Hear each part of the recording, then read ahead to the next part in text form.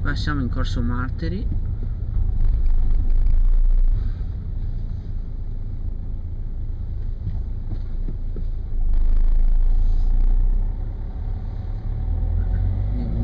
Stiamo fermando.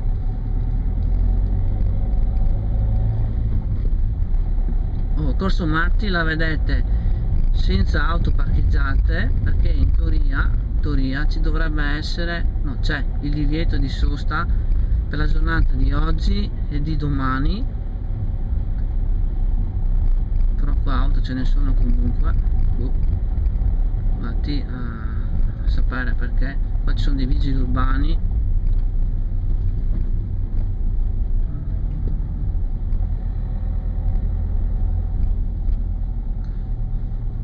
Qua sulla destra c'è Piazza della Repubblica, stanno già allestendo per la fiera di Sant'Andrea. Qua ci sono auto parcheggiate, nonostante oggi ci sia il